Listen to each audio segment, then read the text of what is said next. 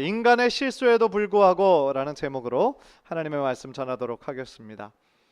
우리가 살면서 과거에 했던 어떤 한 실수가 그 사람의 나중 인생을 붙잡게 되는, 가로막는 그런 일이 생길 수 있음을 경험하게 됩니다. 최근 들어 한국의 뉴스를 보면 가장 중심을 이루고 있는 뉴스 중에 하나가 인사청문회인 것 같습니다. 인사청문회를 통해서 느끼는 것은 뭐냐면 정말 털어서 먼지 안 나는 사람 없다. 그것을 참 많이 깨닫게 되고요. 또 하나는 이렇게 정말 아무것도 안 걸리는 사람이 이렇게 없는가라는 그런 생각이 들기도 합니다. 물론 이 일은 지금 정권뿐만 아니라 과거 정권에서 계속해서 반복되는 일이었죠.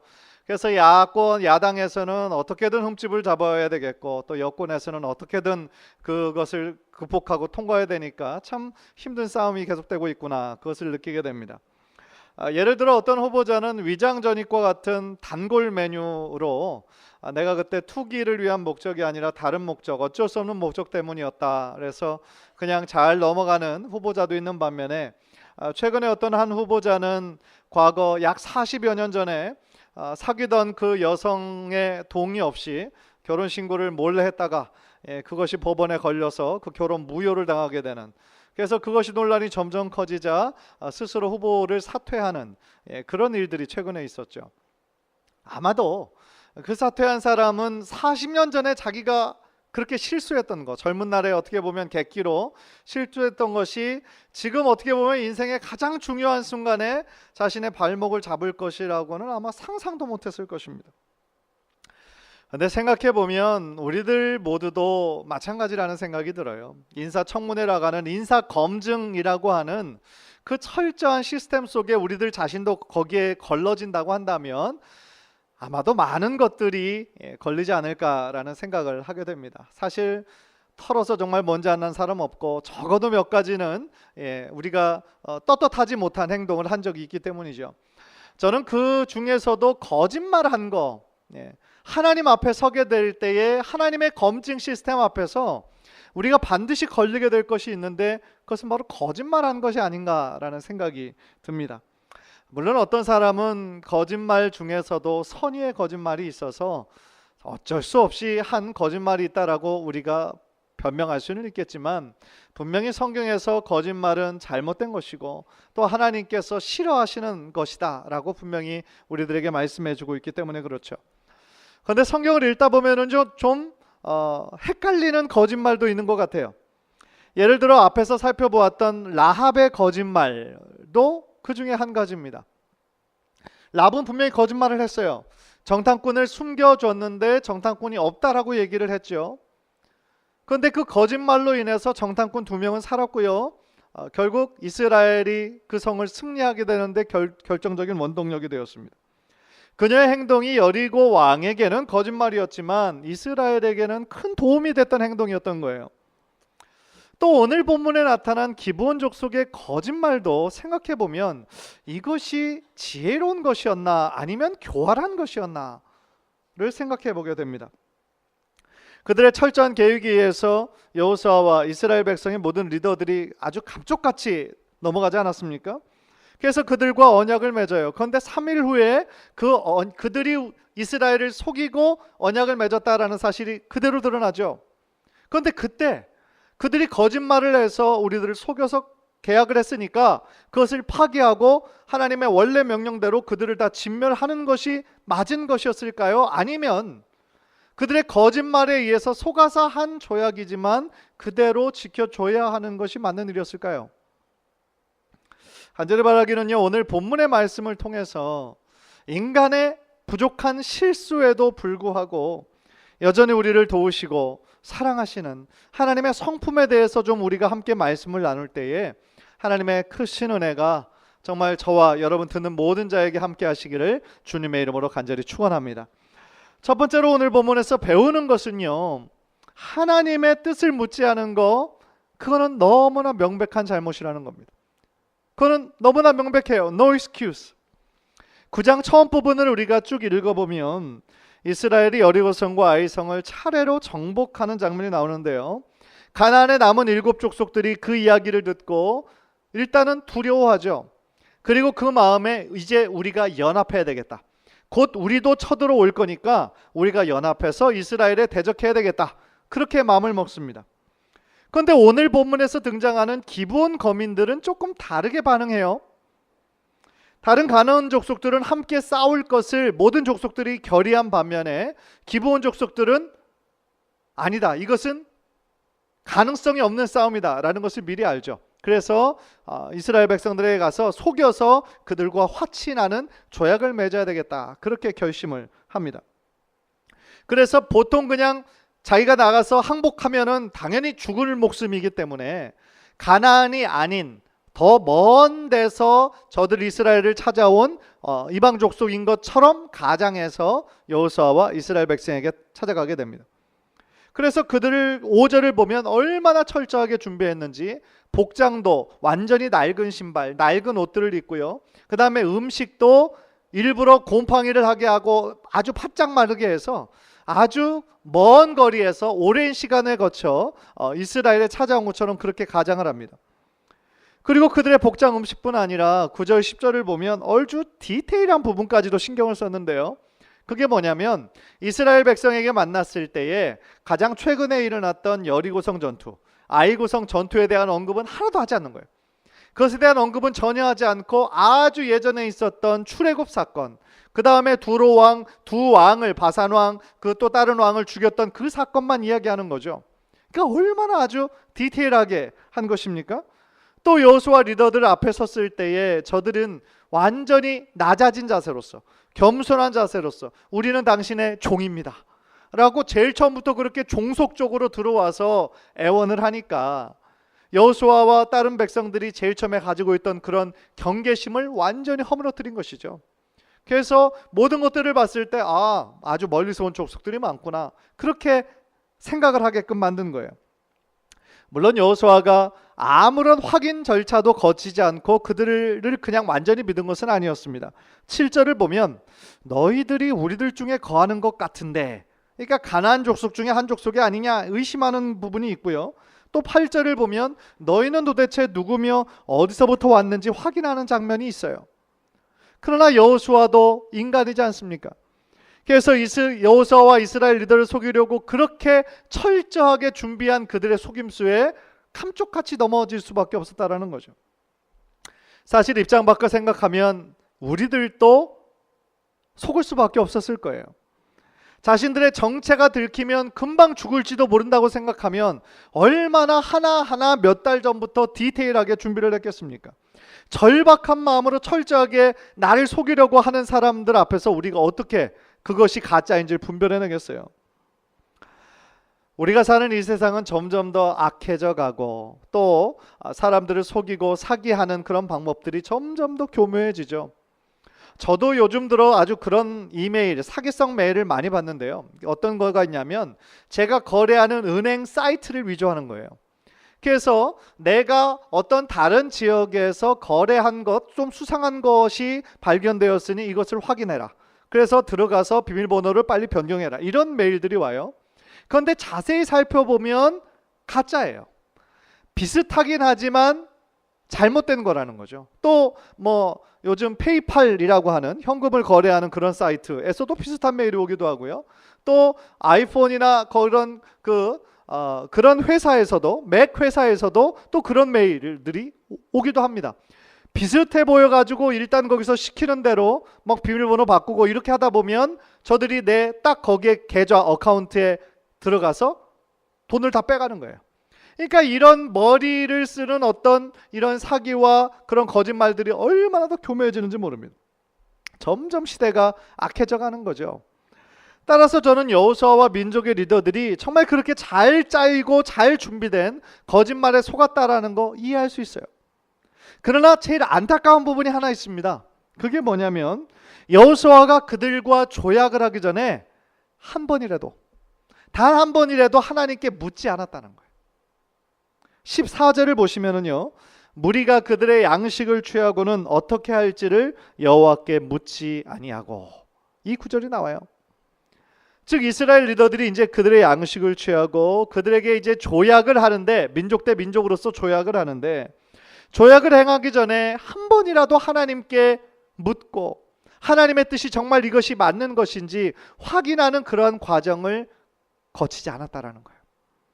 이것이 정말 더 안타깝게 느껴지는 이유가 있습니다. 왜냐하면 여호수아와 이스라엘 백성들이 아이성에서 패배했을 때 제일 처음에 하나님의 뜻을 묻지도 않고 아이성에게 진격했지 않았습니까?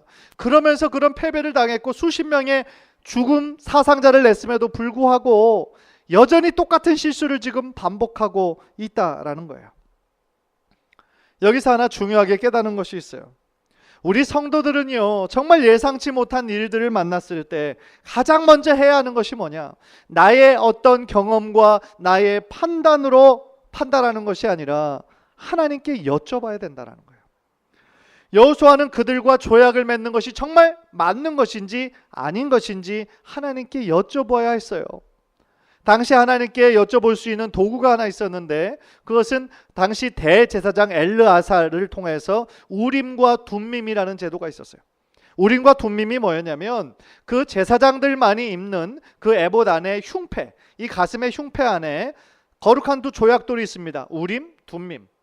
그래서 하나님의 뜻이 맞는 것인지 그거는 예스와 노를 가르쳐 주는 거예요. 그래서 하나님께 그것을 묻고 거룩한 제비를 뽑는 겁니다. 그래서 예를 들면 하나님 이 기브온 족속들과 조약을 맺는 것이 맞습니까? 하나님의 뜻을 묻는 다음에 그것을 뽑게 하는 거죠. 거룩한 제비를. 그래서 그것이 예스면 하는 것이고 노면 안 하는 거예요. 하나님의 뜻을 물을 수 있는 그 도구가 그때 당시에 있었습니다. 우림과 둠밈. 그런데 여호수아는 어떻게 보면 자신의 판단이 맞다라고 확신한 거겠죠. 그래서 그 절차를 생략한 거예요. 물론 우림과 둠밈은 이제 후기 들어 구약의 예언자들이 많이 등장하면서 점차적으로 없어졌다라고 그러죠. 그리고 지금은 더 이상 더더욱 필요 없는 것이 하나님의 완전한 계시의 말씀이 우리들에게 있고 또 우리가 하나님께 직접 나아가 기도할 수 있는 통로가 지금 열려있기 때문이죠. 성령의 내조하심이 우리들에게 있기 때문이죠. 그래서 더 이상 그럴 필요가 없지만 여호수아는 그때 당시에 반드시 해야 하는 것임에도 불구하고 하나님께 여쭤보는, 하나님께 기도해서 하나님의 뜻을 확인해보는 그런 과정을 생략해버리는 것입니다. 사랑하는 성도 여러분, 우리는 때때로 어떤 일들을 만났을 때 어떤 판단의 기준을 오직 나의 경험, 나의 지식에만 의지할 때가 너무나 많이 있어요. 내 눈에 보이는 거, 그리고 지금까지 내가 살아왔던 그 방식이 내가 하나님께 기도하는 것보다 훨씬 더 우선적인 위치에 있을 때가 있다는 것이죠.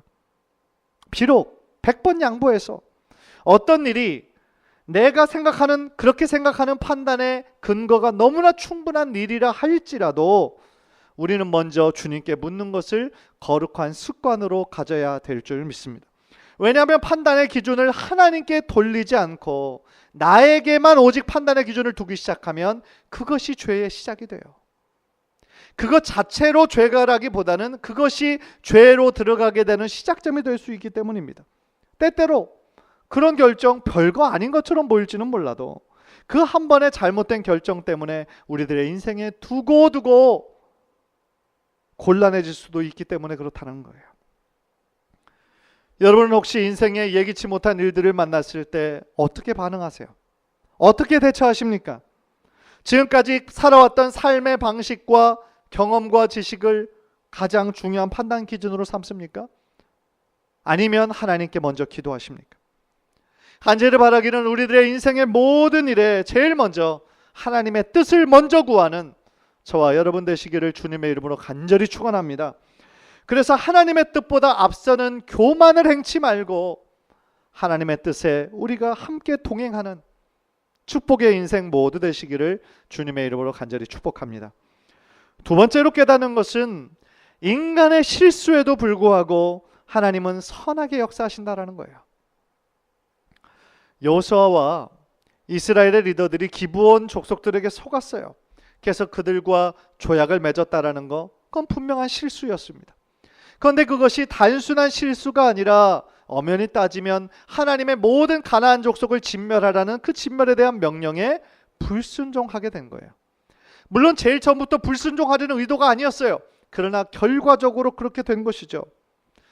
그렇게 됐다면 거기에 따르는 하나님의 책망과 진노가 따라오는 것이 보통 우리가 성경을 읽어왔던 그런 당연히 따라왔던 것이었죠. 그런데 오늘 본문을 보면 그 14절 이후를 보면 하나님께서 거기에 대해서 진노하셨다 혹은 책망하셨다라는 구절이 없어요. 그렇다면 이 구절을 우리가 어떻게 해석해야 할까요? 하나님께서 보시기에 그것은 죄가 아니었을까요? 아닙니다. 그것은 엄연히 죄였어요. 하나님이 명령하신 것에 불순종한 것이었으니까 그것은 죄였습니다. 그런데 하나님께서 그럼 왜 책망하지 않으셨을까? 아마도 이스라엘이 정말 의도치 않게 그들에게 속아서 그들과 화친 조약을 맺었지만 결국에는 그것마저도, 그 실수마저도 하나님께서는 선하게 바꾸셔서 하나님의 뜻을 이루셨다는 것으로 우리는 해석할 수 있다는 것이죠. 다시 말하면 기브온 거민들이 제일 처음, 물론 가나안 족속들이 하나님을 부인하고 하나님을 믿지 않고 이방 신을 섬기던 그런 패역한 족속이어서 마땅히 죽어야 될 운명이었지만 다른 족속들과 달리 기브온 거민들은 하나님을 두려워하는 마음이 있었다는 거예요. 그 마음에. 그리고 또 하나, 그 가나안 땅을 하나님께서 이스라엘 백성에게 주셨다라고 하는 그러한 고백을 가지고 있었다라는 거예요. 다시 말하면 이 고백이 참 쉽지 않은 게, 자신들이 지금 바로 오래전부터 그 가나안 땅에 살고 있어서 자기들 땅이잖아요. 그런데 이스라엘 족속들이 쳐들어오고 이미 여리고성과 아이성이 무너진 그 시점에서 이 땅이 하나님께서 이 땅을 이스라엘 백성에게 주셨다라고 하는 그런 고백을 누가 쉽게 할 수 있겠어요? 다 다른 족속들처럼 두려워해서 힘을 합해서 이스라엘 백성들을 무너뜨리려고 하는 그런 생각들을 하는 게 더 1차적이겠죠. 그 땅에 대한 주권이 하나님께 있었음을 고백하는 것은 온전한 믿음은 아니었지만 초기 단계의 믿음이었다는 거예요. 24절을 보십시오. 24절. 당신의 하나님 여호와께서 그의 종 모세에게 명령하사 이 땅을 다 당신들에게 주고 이 땅의 모든 주민을 당신들 앞에서 멸하라 하신 것이 당신의 종들에게 분명히 들리므로 당신들로 말미암아 우리의 목숨을 잃을까 심히 두려워하여 이같이 하였나이다. 그런데 이 기브온 족속들의 그런 고백에서 좀 생각나는 어떤 사람 없습니까? 힌트를 드리자면 여성이에요. 비슷한 사람이 있었죠. 이렇게 고백하는 사람 라합이에요. 라합. 우리가 몇 장 앞에서 살펴봤던 라합. 라합도 똑같이 반응했죠. 다른 가나안 족속들은 정말 두려움에 떨기만 했는데 이 라합은 이 땅을 하나님께서 이스라엘 백성에게 주셨음을 고백하게 하시잖아요. 그래서 거짓말을 하게 하고 나중에 그에 속한 모든 친족들이 다 살게 되잖아요. 따라서 라합과 기브온 백성은 그들의 마음 가운데 하나님을 두려워하는 마음이 있었고 그 가나안 땅을 하나님께서 이스라엘 백성에게 주셨음을 고백했다라는 것입니다. 참 재미있는 것은요, 이처럼 두 가지의 상반된 현상이 오늘날 복음을 듣는 사람들에게도 동일하게 일어난다는 거예요. 복음, 좋은 소식을 아직 그 복음을 믿지 않는 사람들에게 얘기할 때 이처럼 똑같은 반응이 일어나요. 그런데 대부분의 사람들은 가나안 족속들이 했던 것처럼 그 복음을 어떻게 해요? 멸시하거나 무시하거나 받아들이지 않아요. 무관심해요. 그러나 그 중에 선택된 복음에 준비된 사람은 그 복음을 듣고 그 복음의 믿음으로 반응한다라는 거죠. 그 복음으로 반응하는 몇 사람을 찾기 위해 우리는 노력해야 되고 끊임없이 전도해야 한다라는 사실입니다. 따라서 라합의 이야기가 한 여성의 그 개인의 계종이라면 기브온 주민의 이야기는 한 민족이 계종에서 들어오게 되는 그런 구원의 이야기로 하나님께서는 바꿔놓으셨다는 것입니다. 인간의 그 실수로 시작된 일이지만 하나님께서는 그 일을 통하여 그 민족을 구원해내는 그러한 일로 하나님께서는 바꾸셨다는 거예요. 저는 여기서 한 가지 깨닫는 것이 있어요. 비록 가나안 주민 전체를 진멸하라는 것, 그 명령만 따져보면 참 잔인하기 그지없어요. 싸울 수 있는 남자들만 죽이는 것이 아니라 부녀자들, 그리고 아무 죄 없어 보이는 아이들까지 다 진멸하라는 거, 요즘의 시각으로 보면 너무 잔인한 거예요. 반인륜적인 거예요. 그러나 더 중요한 건 뭡니까? 하나님께서 그 명령을 왜 하셨을까? 그것을 생각해 보는 게 중요한 것이죠. 오직 하나님은 이스라엘 백성만 중요하고 다른 백성들은 중요하지 않기 때문입니까? 다른 백성들은 그저 소모품입니까? 그렇지 않아요. 하나님의 원래의 목적은 이스라엘 백성을 하나님의 선별된 백성으로 다른 민족들에게 모범이 되는 제사장 민족으로, 제사장의 백성으로 삼기 원하셨죠. 그러기 위해서 가장 지켜야 되는 것이 뭐겠어요? 정체성이에요. 신앙적인 순수성이에요. 오직 하나님만을 믿는 유일신 신앙은 절대로 파괴되어져서는 안 돼요. 그런데 가나안 족속들에게는 이방신을 믿고 있었어요. 이방신을 믿을 뿐만 아니라 정말 하나님께서 끔찍하게 싫어하시는 모든 죄악들을 행하고 있었어요. 그러니까 하나님의 마음에 그냥 단순히 가나안 족속들이 싫어서 그런 것이 아니라 저들의 그 우상 숭배하는 그것이 이스라엘 백성들에게 조금이라도 영향을 미칠까 봐 하나님께서는 그것을 철저하게 구분하시기를 원하셨던 거예요. 그래서 그들 한 영혼을 귀중하게 생각한 것이 아니라 그들의 잘못된 죄악들로 인해 이스라엘 백성들마저 죄악에 물들까 봐 그것을 하나님께서는 막으신 하나님의 방법이었다라는 거죠. 그러나 라합이 개종하고 기브온 족속들이 돌아오는 이것들을 우리가 통해 살펴볼 때 하나님의 진짜 마음은 뭐냐? 모든 백성이 하나님을 알고 하나님의 자녀가 되고 하나님의 백성이 되는 것을 하나님 기뻐하신다라는 사실이에요. 디모데전서 2장 4절 우리 한번 화면을 통해서 다 함께 읽겠습니다. 시작. 하나님은 모든 사람이 구원을 받으며 진리를 아는 데 이르기를 원하시느니라. 아멘. 이것이 하나님의 마음이에요. 그래서 여호수아가 기브온 족속을 실수로 받아들였지만, 인간의 실수로 시작했지만 하나님께서는 그 실수를 다시 바꾸셔서 선용하셔서 기브온 족속을 하나님의 자녀로 받아들이는 구원의 역사가 일어나게 하셨다라는 사실이죠. 얼마나 하나님은 정말 아까 찬양으로 고백했던 것처럼 좋으신 분이고 자비하신 분이신 줄 몰라요. 하나님께서는 가나안 족속에게도 구원의 은혜를 베푸시는 분이세요. 사랑하는 성도 여러분, 우리들의 인생을 뒤돌아보면 완벽한 인생은 하나도 없어요. 다 실수투성이었고 많은 시행착오를 겪으며 지금까지 왔죠. 그러나 더 중요한 사실은 뭡니까? 우리들의 그 부족함과 실수와 연약함에도 불구하고 하나님께서 지금까지 오래 참아주시고 우리를 여기까지 이끄셨다라는 사실이에요.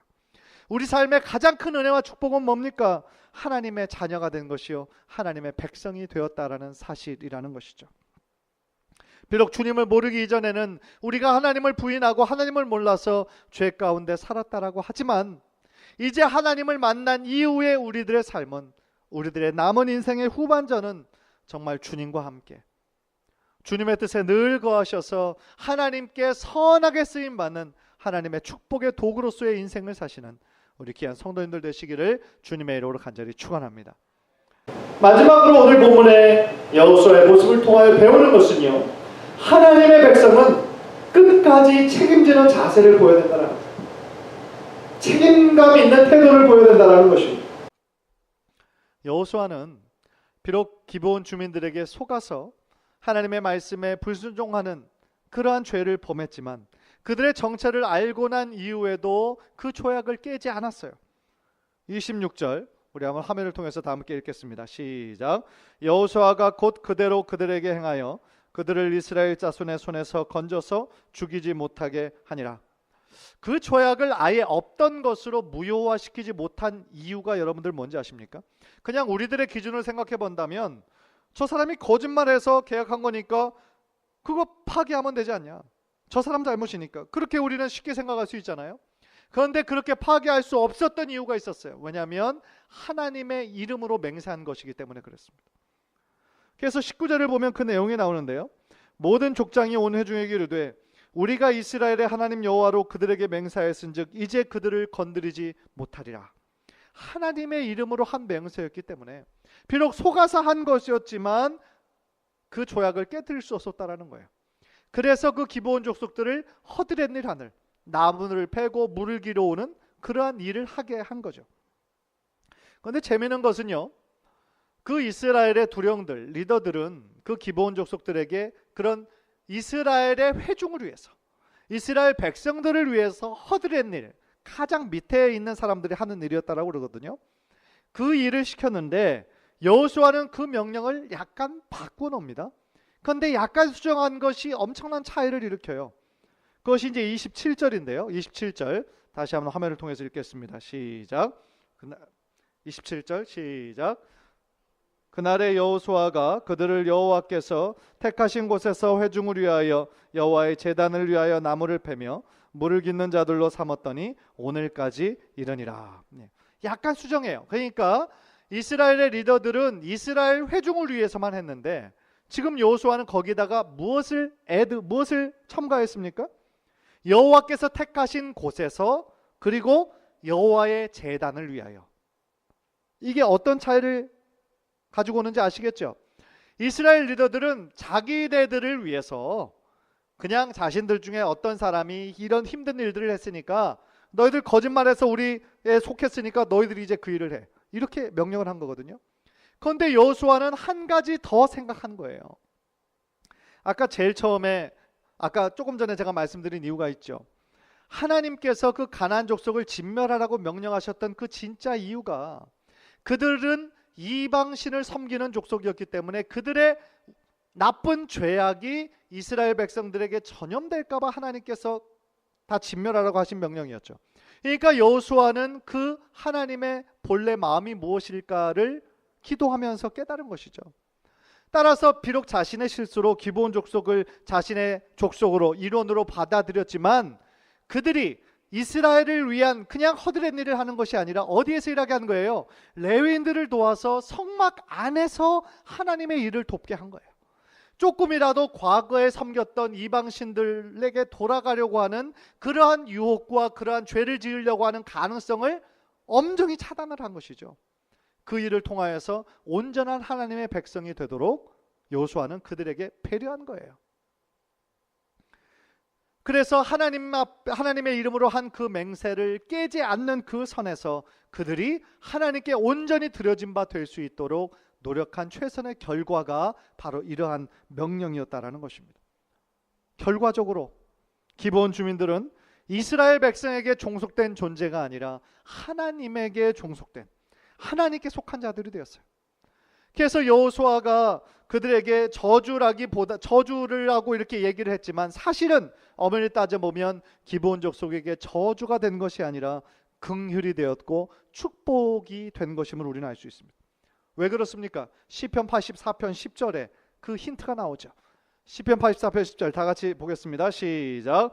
주의 궁정에서의 한 날이 다른 곳에서의 첫날보다 나은즉 악인의 장막이 사는 것보다 내 하나님의 성전 문지기로 있는 것이 좋사오니. 다윗의 고백이죠.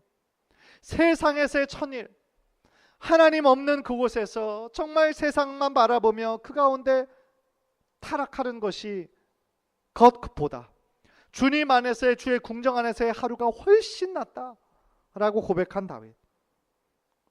악인의 장막에, 악인의 정말 좋은 곳에 사는 것보다 내 하나님의 성전 문지기로 있는 것이 훨씬 더 좋사오니 라고 고백한 그 구절 그대로인 것이죠. 후에 기브온은 어떻게 된 줄 아십니까?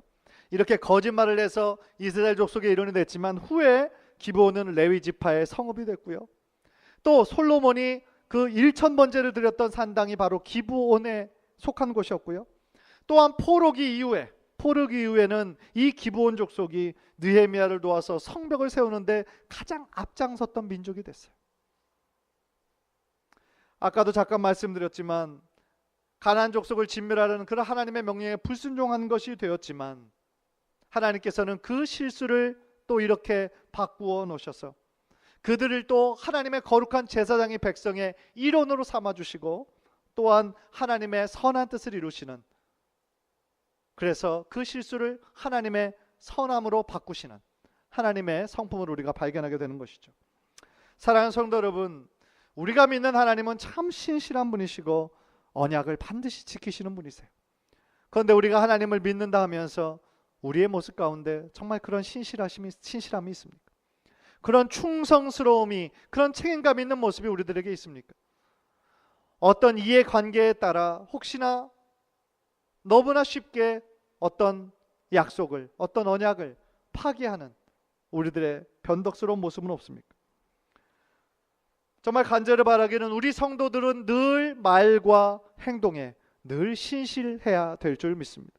왜냐하면 우리는 하나님의 백성이기 때문에, 하나님의 자녀이기 때문에 우리가 믿는 하나님 아버지의 성품을 닮아가야 하기 때문에 그렇습니다. 간절히 바라기는 오늘 말씀을 통해서 우리들의 불완전한 모습 속에서도 하나님의 선하심을 드러내셨던 하나님의 성품을 닮아가서 하나님을 더욱더 의지하시고 또한 하나님께 더욱더 하나님을 신뢰하고 하나님의 도구로 쓰임받는 저와 여러분 모두 되시기를 주님의 이름으로 간절히 축원합니다. 우리 한번 기도하시겠습니다.